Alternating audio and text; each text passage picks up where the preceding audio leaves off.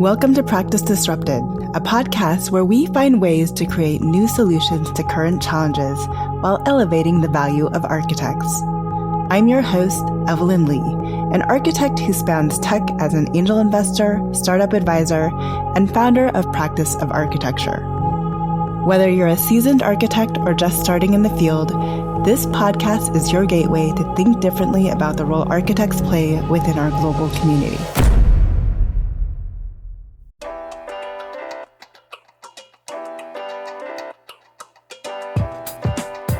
Hello, Disruptors. Welcome to this week's episode of Practice Disrupted. Today, I'm joined by Leslie Sydnor, an architect and design manager whose career has taken her from growing up and around New York construction sites to drafting classes in high school to finding her path at Yale and UCLA. In our conversation, Leslie opens up about the early influences that shaped her, what it's like to navigate architecture as one of the only few hundred Black women licensed in the U.S., and how mentorship and networks shaped her journey. We also talk about what it means to shift from traditional practice into design management, the tension architects feel around the roles we've given up, and why advocating for yourself and your values is critical in this profession. Along the way, Leslie shares candid reflections on working in corporate and small firms, finding supportive environments, and the lessons she now passes on to students about building careers with intention. Hi, Leslie. Welcome to Practice Disrupted. I'm so great to have you on the show. I am really thrilled to be here. Thanks for pestering me for as long as you have. Pestering you only because I've wanted you on the show. I know. It's ever since I first met you. I appreciate that. Leslie, let's start with a simple question. Why did you want to be an architect in the first place? So, funny thing. So when I was a kid of 70s, 80s New York. New York is always under construction, but when I was a little kid, I used to see all this construction. I'm like, I want to be a construction worker. And the general thought was, ha, ha, ha, that's cute. You're a girl. You're not going to be a construction worker. Go sit down. My mom loved architecture. She worked for the city of New York. She worked for the Department of Housing Preservation and Development for about 38 years. And she loved architecture. And on the weekends, when we were running errands or whatever, we'd ride the bus and she'd, point out this building and that building and just new stuff about buildings and made me look at buildings in a different way. When I got to high school, I went to Bronx High School of Science, and everybody has to take drafting. And I was very good at that. I loved science. I loved art. And there were some guys who worked with my mom who kind of encouraged me and pushed me in the architecture direction, which was fantastic, actually. When they found out I was taking drafting, they're like, oh, well, she's good at science. She should look at architecture, and started sending me books on architecture and books on drafting. And so there are all these guys who were engineers and architects for the city of New York who had watched me grow up since I was a little kid, and they kind of encouraged me in that direction. So, where did you end up going to school then? How did you make that decision? I kind of want to ask this for two reasons, and I'm going to be very direct. You're a minority woman, a color. So did that play into your decision when you were looking at schools at all too? So funny thing is so I went to Yale as an undergrad. Yale was not on my radar. My godfather had a partner who was a principal of an elementary school in New Haven. And they lived in Bridgeport, and they're like, well, you're going to Yale. And I'm like, what? Yale was not on my radar. Not on your radar because of imposter syndrome, or? Possibly. I don't know. I mean, where else did I apply? I applied to everybody, Bronx Science Safe School was Wesleyan in Connecticut. So everybody applied to Wesleyan. I applied to Carnegie Mellon. I applied for engineering. I applied to a lot of engineering schools like Carnegie Mellon, Boston University. So that was kind of where I was thinking. I was not thinking Ivy League at all. My godfather was like my dad. And so he's like, no, you're going to Yale. I don't want to hear it otherwise. So I applied to Yale. And so I got in. So I kind of was like, okay, I guess I'm going to Yale, which actually turned out to be great because Yale's architecture program is 4-year, not 5.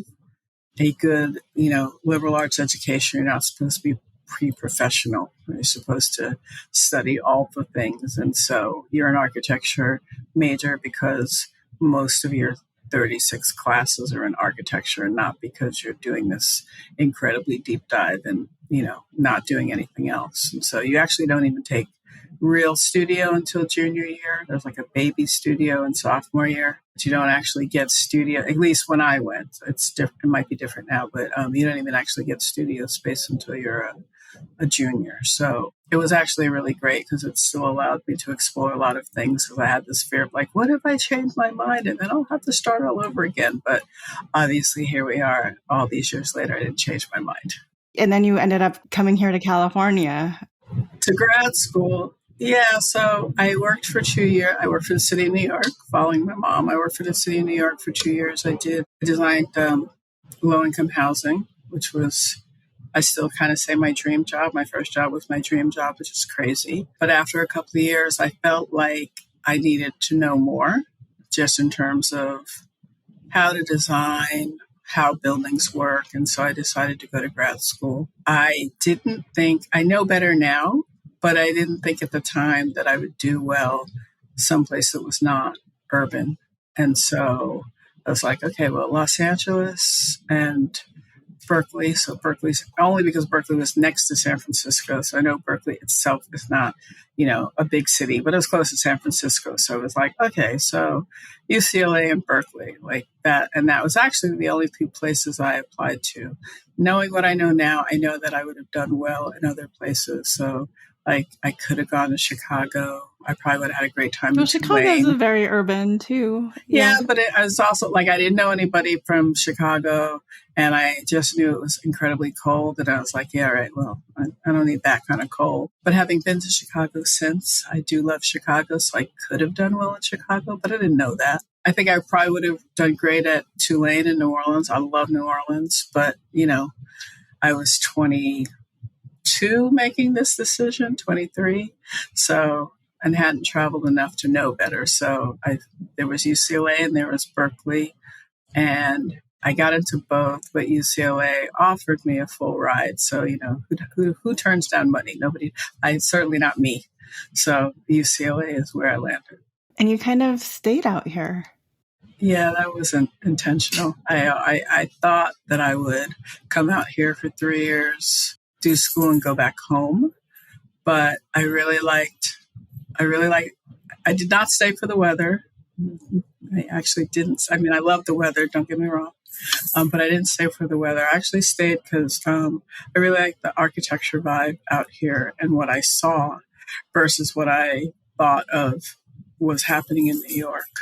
And I actually did do a brief stint. I graduated during a recession. Won't say which one, but I graduated during a recession. And basically, almost everybody that I knew ended up working for Frank Gehry. And I was like, nah, I don't want to do that. And I had some friends who had worked in film. And so after graduation, my first couple of gigs were working on TV shows and movies. But I didn't know enough people in the industry to like make a go of it. Because, like you get a gig and then you got to go get your another gig, and then you got to go get your next gig. And I just didn't know enough people to like keep that going. So in the fall, somebody approached me and said, hey, don't you do CAD? Because I'm that old that was a question of whether you did CAD or not. And I was one of the few people who in my class who actually did CAD. I actually did CAD as an undergrad at Yale. And I said, yeah. And they're like, you want to come work for us? And I'm like, sure. And so that was the beginning of my my architecture career. And I kind of didn't look back, though. I do look back at my friends who are still in film with, a little wistfulness because I love what they're doing, but it's okay. I've had a good career otherwise, so I can't complain. This is a little tangent then. Then what were you actually doing in film? Were you using your architecture and design? I mean, a little bit. I was mainly working in art departments. So working, just starting. So didn't get into full production design, but was working for production designers. So mainly working on sets, really chasing down props and chasing down furniture and things like that. So it was fun. It was very fun. It was very, very fun. I have to say, I can't. What I loved about it was that it was very, like, schedule wise, it was similar to school. So when you're shooting, you're doing 10, 12-hour days. You go like crazy and then you take a break. So much, the same as school of like, you know, going like crazy for your project for the term, and then the term is over and you take a break and then you gear up and you go do it again with your next studio. So I really like that part of just like stop and go, get really intense and then take a break, get really intense and then take a break. It was pretty cool. It was fun. So tell us a little bit about actually, so you did go into traditional practice. I did go into traditional practice. So yeah, I mean, pretty quickly. It was probably, I mean, that probably only lasted about 6 or 7 months after graduation. And, again, the economy was just so bad that it was just like films were they weren't doing a whole heck of a lot. So even the friends that I knew who I made, who were established, were, having a hard time doing different things. And so this opportunity dropped in my lap. I worked for the first firm in LA that I worked for was Fields and Devereaux, which is now Harley Ellis Devereaux. And there were, HED, right? think, HED. There were like 9 of us at the time. Wow. So we were tiny. So I worked there for a while, and then I landed in a small firm in Marina Del Rey, which was just phenomenal. The principal of the firm had, in his earlier career, worked for John Lautner. And so a lot of the things that he learned from Lautner, he kind of by osmosis taught us. So we did schools, predominant schools in aviation. And I learned to do a lot with a little, particularly because you're doing school. So I learned to do, color, doing things with the ceiling plane, materials, things like that. Since you weren't really you weren't doing these grand spaces, you were working in existing classroom buildings. So that was a really great time. And then I ended up working actually twice, for a small self-performing design build firm. We did a lot of industrial parks. So I used to know a lot about concrete tilt up. So we did a lot of concrete tilt up. Every time I drive down a couple of the freeways in LA, I won't name them for your listeners who don't know LA. I won't name the freeways, but I'll drive down a couple of freeways like, oh, look, I did there's like 6 buildings I did in that office park over there. You can see from the freeway. So that was pretty cool. So many concrete tilt up office parks everywhere. Yes. But we learned, I mean, the principal actually was all about like making them look interesting. So instead of just being like, the straight up wall, we would play with form liner, we would play with color, things like that. So it was interesting. I did a very, very custom house in Vegas, which is very interesting. It's actually the only full blown custom house I've ever done. We did I think they're stop and goes in Vegas. I mean, it did a lot of interesting little things, but it was great because we were working with material suppliers. So we would think of something, talk to the supplier, talk to our subs, and they'd say, oh, well, it should look like this, or you should detail it like that. And so I really got into the nitty gritty of how to put buildings together, which was a great experience. I tried to avoid for a very long time corporate architecture firms, like the big firms, because I thought that I would be swallowed up in a place like that. I thought that, and I still don't, I don't think I have the personality for it, though I'm older now, so I probably do. But at the time, I just didn't think that I had the personality for that. I just thought it was going to be like, you got to learn to play golf and you got to schmooze, the appropriate principles to get on the good projects. And so I avoided that as much as possible. But somebody that I met at a small firm was like, oh, come work here. It won't be like that. And I was like, okay, I'm going to trust you. And so I went and worked there, and it was exactly like that. A couple of principals kind of plucked me out of obscurity and put me in their studio and really protected me, which was great. But just looking around, I'm like, yep, this is exactly what I thought it was, like the backstabbing and the schmoozing, and I don't play golf, and I don't want to learn how to play golf. And I feel like Tiger Woods wasn't really a thing yet, so you didn't even really see Black people playing golf anyway. So, I did some cool projects, but it wasn't really the environment for me. So I left. I worked a couple other places. In 2003, I wound up working for a small firm, which at the time was called Jubany Architecture. Jubany Architecture was acquired by NAC Architecture about 5 or 6 years after I started. But I would say that place and Helena Jubany, if you ask me, like, how did you get to where you are right now? I'm going to say it's Jubany Architecture, and I'm going to say it's Helena Jubany. 100%. I told her this. She will say, no, I just recognized your talent, which might be true. But I would say that she's not really my first mentor, because there were the guys that I told you about when I was growing up who encouraged my career. And I'm still very close to one of them right now. But just really in terms of being able to see what was possible as a woman in architecture and a woman of color in architecture, it was my 10 years there at Jubany and NAC. I want to fast forward a little bit to your current role. So you're a design manager at Cumming Group. What does that fully entail? I mean, I don't think a lot of people hear design manager and can actually describe what a design manager does.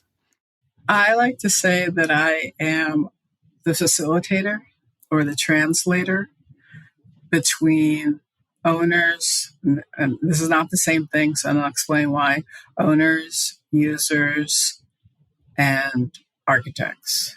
The last 18 or so years of my career has been strictly education. So in terms of education, you have the owner, the big owner O, which would be the school district, with, depending on the size of the school district, and I am currently with Los Angeles Community College District. So huge owner with lots of requirements and layers and expectations. And then you have users, which in my case would be the staff and the faculty at LA City College proper. And then, so there'll be a project. For example, we have a new administration project, building and construction. And so the architect is handed lots of directives and lots of requirements as to what is expected of a design for LA Community College. We speak architecture. And some of us are better, others in talking to our clients. But then you have staff and faculty who just do not, for the most part, understand this process at all. I have encountered some people in leadership who are phenomenal at it, but there's only, a few. And so I basically get information from the users to give to the architect, and vice versa. The architect will need something, and I can get that something from the owner, from the user group, in order to facilitate their design. So playing devil's advocate, I feel like sometimes this type of role, like architects complain about all of the kind of territory we've lost over the years. Mm-hmm. I would argue that this type of role might be one of those things. I feel like architects would think, why do I have to work with Leslie, and why can't I be the one going directly to the owner? Yes, I do not disagree with you. It's funny that you say that, because when I started in architecture all those years ago, that was the conversation then. Like, in school we learn about the master builder, and they do everything, and they know everything. And then now, however long later it's been, we've even given up more than when I started. So yes, playing devil's advocate. Why am I necessary, and why is that given up? I think that this is one of those things that architects actually, at least in my role, I don't think it's something that architects have given up. I think that it's a function of a really big bureaucratic beast. And it's so much easier for the owner to have one person to funnel all this information through. Because as you can imagine, I don't know how many projects we have across, there are 9. So LACCD is the largest community college district in the country. We have 9 campuses. I think currently, I think there's like 47 projects in construction right now, and I can't tell you how many projects are in design. So to have on my campus alone, like right now, I have 4 projects in construction. I have 3 projects in procurement. I have a project in planning. I have a project in pre-planning. Those are the big projects, a bunch of small projects. To have, in that case, who would be able to talk to and manage all of those things going at once? Our current VP of Administrative Services is the person that I deal with most often. She actually did have that role on top of all of her other VP roles when she was at a different college. I can't imagine, we haven't really talked about it. She just said she did it. She's like, I didn't have a design manager. Like, I was the design manager. And so, on top of dealing with all the things she has to deal with as a college administrator, she then also had to be dealing with contractors and architects. Like, I don't think that's tenable. And it's certainly not tenable if you are not really well versed in architecture and in construction. And so in this particular instance, I don't feel like this is a role that we've given up. It's just, it's a function of the bureaucracy per se and how big it is. But I think it's an important distinction to make. I mean, I also think it's a role that is a good fit for an architect too. So whether or not we've given it up, you are an architect in the position as well. Yes. And I've worked on projects for schools in other districts where the design manager was not an architect, and it was very painful. They were like, they were engineers, or had come from a construction background. And it was very painful because as an architect, I'm asking for a particular thing. And those design managers would be like, well, why? I'm like, because I need it to get the project done that you're asking me to do. I'm not being difficult. I need this thing. Whereas architects will ask me for things and I don't ask them why. Like, I know why they need it. And I wore this hat in another school district where I was actually the bond program manager, but I ended up being the de facto design manager. And I remember pushing a particular architect to advocate for themselves more, because the owner was just like, well, can you do this? And can you do this? And can you do this? And you know how we are. We just like to design, right? Like, we like to design and we like to put buildings together. And it's like, oh, well, it's okay. It's another, scope change, but that's okay. I'm like, no, it's not okay. Stop. Like, tell her you're not going to do this unless you get a fee increase, because this is ridiculous. Like, this is a whole new thing that the owner is asking you to do, and you're not advocating for yourself to make them understand, like, this is a lot of extra work that you're asking me to do. And I love that I'm like one of your primary architects in this small district, and I feel like I'm not going to get any more work if I push back. But it's like, there are good clients and bad clients. And sometimes you have to fire a client, and sometimes you have to fire a client if they want, it's like layman's term. I asked you to design me a, 3,000 square foot house, but I changed my mind and now I want a 6,000 square foot house, but I don't want to pay you anymore. Like, that's not the way that works. Like, we are not in the business, we are bad business people. That's one thing I've learned over the course of many years. I would more than agree with that. I know that. That sentiment. What's interesting to me is at the beginning of the call, you were talking about details and your kind of love of buildings and the city. You find yourself in a very different role now working with architects. Is there anything that you miss from being a part of, like, from really being a part of the architect team in your current role? I just miss being around architects all day. It's what led me to my involvement in AIALA. Looking up and seeing drawings everywhere and stopping at somebody else's table and seeing what they're working on, or having, younger staff coming over going, I don't know how to work through this detail. Or at a certain point, I was kind of director of project management for my firm, and actually helping younger staff learn how to navigate speaking with clients, to give clients what they want, and also get the information they needed out of clients. And I just missed that. In this role, yes, I talk to architects a lot, but in my office, there's 9 of us. I'm the only architect there.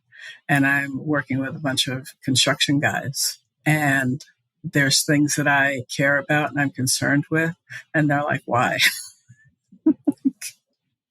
Like, I don't care about that. I'm like, I know, that's why I'm here, because I'm paid to care about that. You just want to build it. I want to build it and make sure it looks good and it works. You just want to get it built. So yeah, that is what I miss, actually. You alluded to a little bit earlier on about kind of being a Black woman in architecture and you choosing roles specific to that. Are there any other things that you would like to share with your audience about what it means to be a Black woman leader in this space, and either support you wish you had? You talked a little bit about the gentleman that kind of encouraged you to go to Yale because that was off your radar, but support from unusual spaces and places too. So the numbers are better, but I mean, I'm still at about, I don't know, I think we're up to about 630 Black women licensed architects in this country of, 110,000 architects. So 0.02%. I am a unicorn, and I will say that. If you ask me, I am a unicorn. When I started the licensure journey, and I sidetracked for a number of years, but when I started testing, had I finished in time, I would have been one of the first 100. That's insane to me because I'm not that old. I mean, I'm older than younger, but I'm not that old. So to possibly be one of the first 100 is insane. I'm still one of the first 250. I mean, I took a break for a very long time for a number of reasons, most of which having to do with not being supported. And I'm still number 243. I shouldn't be able to count that, but we're still in a world, we're still in America, and we're still in a world where it's the first Black somebody. I mean, we just had the first Black actor to win a role for Best Dramatic Actor at the Emmys in 2025. Why? Why is that? I can name so many actors before this gentleman who should have gotten that award. As a past Angelino, I was sad that the Emmys came and went and I didn't even realize it. But I'm just going to say that's a very Angelino kind of statistic to be able to pull out right now. Yes. Yes. Thank you for that, though. Yes, absolutely. So the support, I mean, family support always. A mother who thought I could do anything. My godfather who insisted that I do anything. So that was the early support. But even the guys that my mom worked with were a bunch of older New York Italians and New York Jews who just loved my mother and loved me and supported me and just said, go do this. And there was nothing about me being a girl, and there's nothing about me being Black. They just, I was their little niece by extension, because they loved my mom and said, go do this. And nobody ever talked about the fact that there, I'm sure they knew no Black women in architecture. I actually met a Black architect the day I graduated from Yale, his daughter was in my college, Harry Simmons, and he asked me to work for him, but I had already knew that I was going to go work for the city of New York. So I turned him down, which now that I am older, I am sad that I turned him down because he would have been an amazing mentor. My career might have gone differently, and I might have had a different thought on success had I said yes to him instead of saying no. But for the longest time, he was actually the only Black architect I could name. And I was lucky enough to have met him. As I got older, I knew that there were others.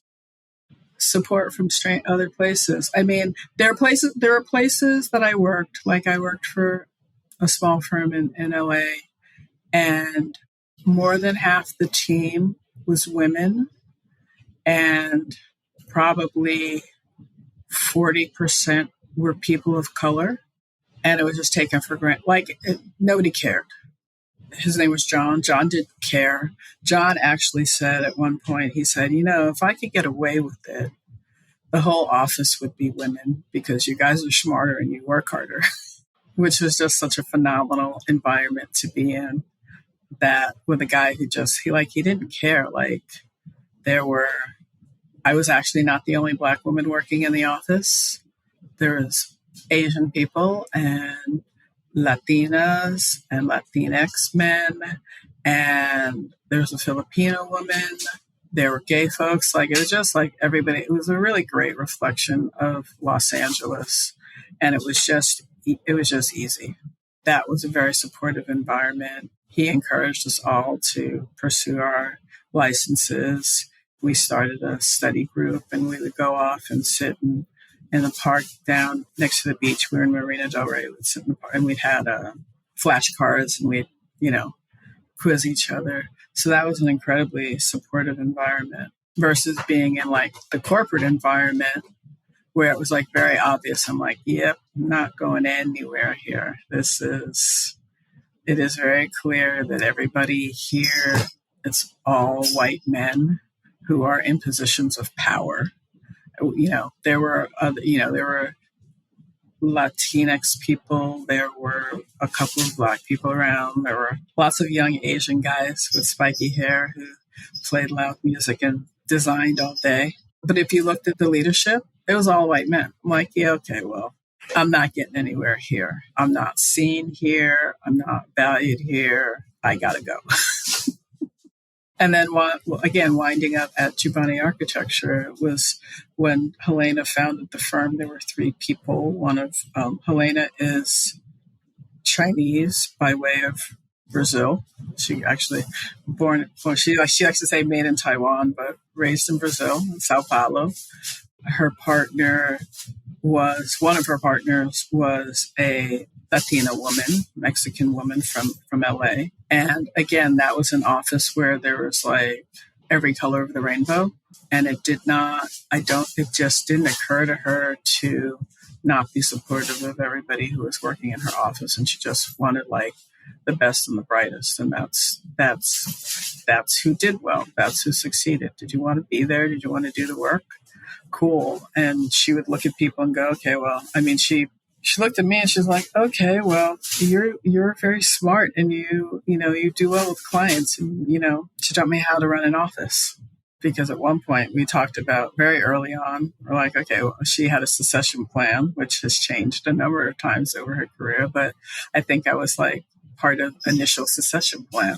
And so for her to look at me, and the other person who was a part of that plan was a white guy who was my first work husband. But for her to just even just say yeah, sure, you can do this. Nobody else had done that. So, kudos to people who just look at potential and talent and don't look at anything else. You can be strategic. It's actually interesting. We were strategic in that office when we were chasing work, and we did, again, mainly public schools. If it was in LA County, I would be one of the faces. I would be the one out there with her doing the business development. If it was Orange County or north of LA, it was Christopher. And after Christopher, it was a guy named Miguel, who is Colombian but presents Anglo. And so it was very strategic. Like we chased a project in Santa Clarita. Yeah, they don't like me up in Santa Clarita. So I did not go and chase that work. They took Miguel to go chase that work. But if it was like, Rosemead School District, yeah, I could do that all day long. She was very strategic. So I learned a lot about the strategy, because the reality is that people still care about that stuff. We know this because look at where we are in the United States right now. People still care about that stuff very erroneously, but they do. And so in some cases, you just have to have that plan of like, how do you navigate those spaces and choose not to navigate some of those spaces because you're not going to get anywhere.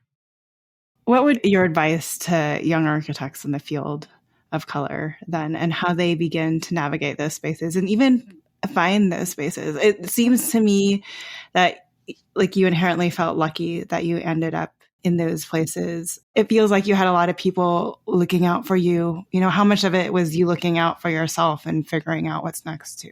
I mean, I think early in my career, it was luck.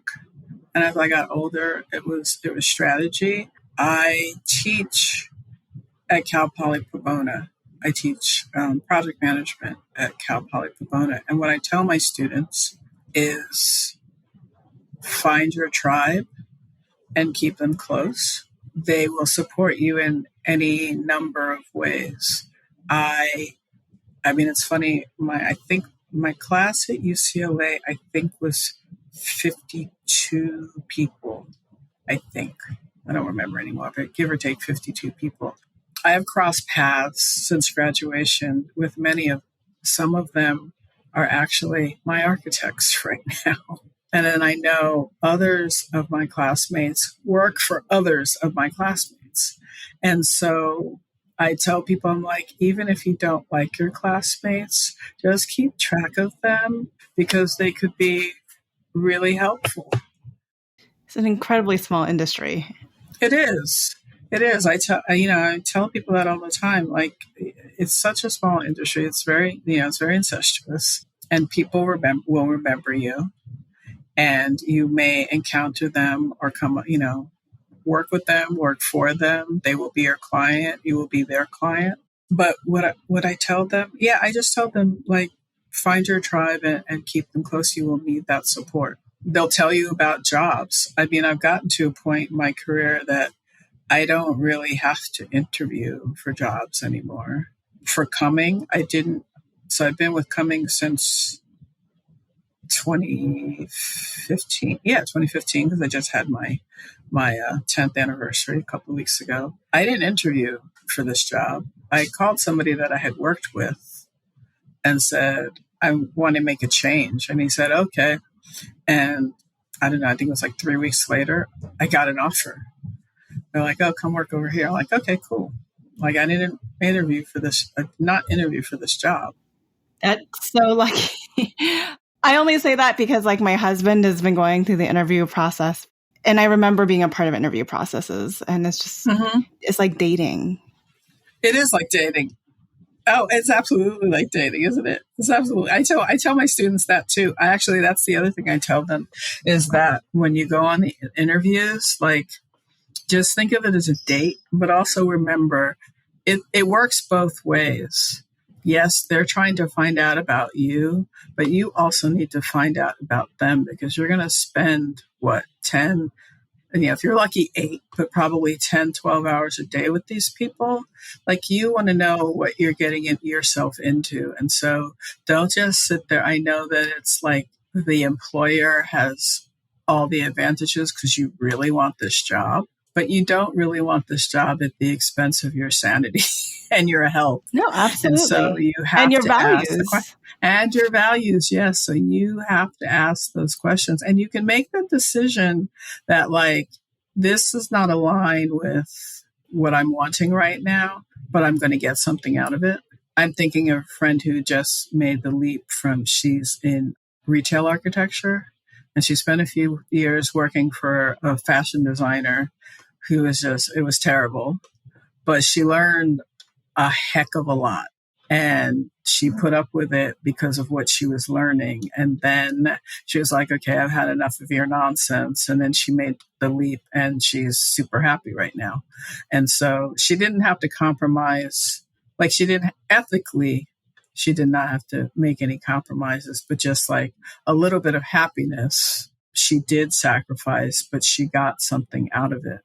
So that was the betterment to the betterment of her career. And so that's why I tell my students is like, really think about that. If you can ask around. I've heard Glassdoor is very useful. Go on Glassdoor and see what people have to say. See if somebody works there, or somebody or one of your friends knows somebody who works there, and figure it out, because it's going to be your main environment for some period of time. So you really need to figure that out and go on that date, the two-way date. Don't just let the guy talk to you about all the great things he's doing, and then he doesn't ask you a thing, and he orders for you, and then that's it. Like, you gotta work both ways. It's true of my network, honestly, with the exception of my move to tech. Like I didn't have to really interview for any of my jobs past my first job. And it was all really because of, honestly, my AIA network and people who knew of me just being on a committee and saying, oh, I've worked with this girl. She's looking for new work. Who has an opening? I think I didn't learn that early enough. Okay, so that lesson might be one that you would tell younger individuals too. Is there anything else that you wish you knew earlier in your career? Well, honestly, the network thing, I think, is the huge part. It's really the network thing, is meeting people, keeping track, being involved, actually. Because I don't think, I was involved early on. I was involved in an AI chapter, but it wasn't like regionally. It was not close to me. And so I knew lots of people, but nobody in the area that I really wanted to work. And so unlike with you, like your involvement helped you, my involvement was just like fun. And I learned about the business of architecture, but I didn't meet anybody that I could make a transition with. So it's a strategic thing too, then. Mm-hmm. Absolutely. I think being flexible is another thing. Just try it. Somebody asks you to do something, try it, because you might be really good at it. It might be something you really like. I have a student who graduated and took a job with Tesla. I don't remember if she was an intern initially, but she took a job with Tesla, and she is like killing it now. Like she just got won some like internal award. She just got a promotion. She's absolutely killing it. And and it's not building design. Like she's not doing building design. And that's not why she went to school. But that was a job that was available. So she took the leap, and she's having it seems to be that she's having the time of her life. So be flexible and try things. I mean, what was the thing that took you? Now I'm flipping the script here, even though you're supposed to be interviewing me. What's the thing that took you out of architecture into tech? Honestly, it was the company.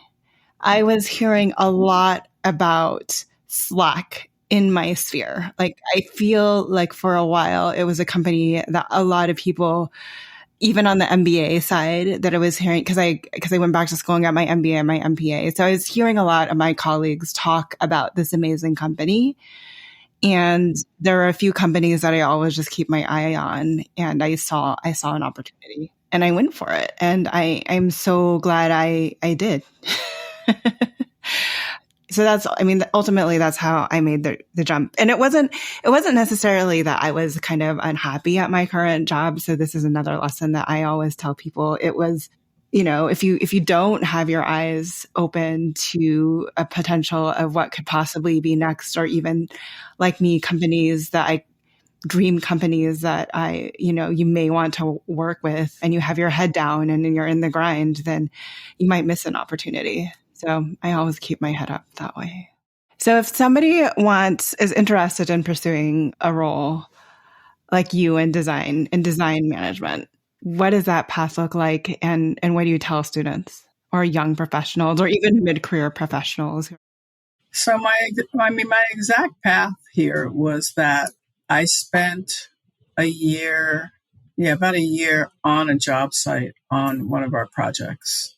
It was a very difficult project. It was a difficult site and a difficult contractor. And the client asked for an architect to be on site every day. So instead of going to the office, I showed up on the construction site every day. So back to my 8-year-old self wanting to be a contractor, I was getting to go to a job site every day with wearing construction boots and a hard hat and jeans, because I'd rather wear jeans than anything else. At least I did at the time. And go out, there'd be a detail. Oh, this isn't going to work. Come look at it. And I would be out there solving that problem in real time with the owner and with the contractor. And so that kind of lit the fire under me of like, I don't think that I want to be in firm management, which is where I was, anymore. I want to be building buildings. Like I felt like I had gotten away from building buildings. And so back to, for the full circle conversation, back to networks and things, I went to see a potential client for a project that we were interested in doing. The person that I went to see, who was the bond program manager at the time, I had actually known when he was an inspector, a job site, a construction inspector. But he was managing the program. And so I go there and I do the pitch like, oh, we'd love to do this project, blah, blah, blah. And after my spiel, he's like, that's why you're here? And I was like, yeah, why'd you think I was here? He goes, oh, I've been looking for you. I was like, I've been in LA the whole time. He goes, well, I lost track of you. I've been looking for you. I've got a $85 million student services building. I want you to help me build. And I was like, yes, please. Yeah. When do I start? So it took about a year, but that's how I leapt from practice to that. I worked for him for a couple of years, and again, it wasn't the design, it wasn't the stated role, but yeah, I ended up being the design manager again because I was helping the architect coordinate programming buildings, new buildings that we were doing. I was reviewing drawings. And so any opportunity you have to work for, I don't know, because I've never tried. I don't know that firm, clients directly hire a design manager. I know they must, but I haven't seen that role. So, you can look out for that, or you can engage with construction. Well, Cumming does a lot of things, but Cumming, cost management was our initial bread and butter. I think project management is now the biggest piece of our pie, but within project management is design management. So if you can manage a project, if you're an architect, and you can manage a project and you know how to manage a project, you know how to manage design. And so engage with project management firms. Also, design builders. I think one of the last interviews I had actually was for a contractor who was a design build contractor, and they have design managers. So design build firms have design managers. So those are kind of the two places that I can think of as design build contractors, and just throwing them out, the ones that I know of locally. McCarthy, I'm working with design managers now. I think Turner has design managers. There are quite a few firms out there. If they do design build, they will have design managers. So I identify as an introverted leader, and I don't know if you self-identify as that. 120%. Yes. So if we're talking about networking, then how do you go about doing that as the introvert that you are? And it's funny you say that, because I feel like I did not have a good start in my networking life. And again, feel like I don't have regrets about where I am, but I always wonder where I could be if I had not been such an introvert, because the thought of going into a room and having to introduce myself and have, be on I think that plays into imposter syndrome, because why would you possibly want to talk to me? I mean, I felt that way when I was younger. I don't feel that way anymore. And I just fake it. I'm really good at faking it. I mean, I can't believe that I was actually like president of AIA Los Angeles as a complete introvert and just having to be everywhere and representing, and really just rather being home at that time. But I think you have to have confidence in the fact that you actually do have something to say. I can't say I wanted to be politically correct and say everybody's interesting. Everybody is not interesting.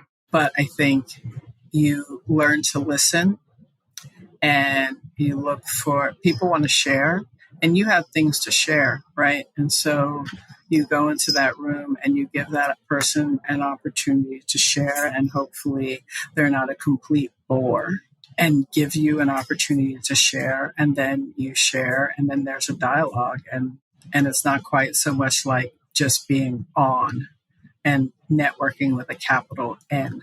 At this point in leadership, like I feel like I go in and I have a task at hand, and I go in and I do that task, and then I kind of recede in the background and observe. And if there's an opportunity to jump into a situation, I will, but I don't necessarily have to. I think it's also good to travel with, when possible, is travel with a team, and you can tag team. It's something that I tried to do in my time in leadership at AIA, was to, a good president has a team that they rely on, and the president ultimately makes the decision, but he or she has feedback from other people, as opposed to I alone can solve it. Who do we know who's like that? And so if you have a good team, you don't have to expend all of your energy being on. You can rely on the people around you to kind of support you in order for you to do what you need to do.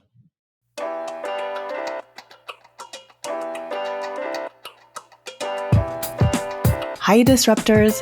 Thank you for joining us today on an episode of Practice Disrupted.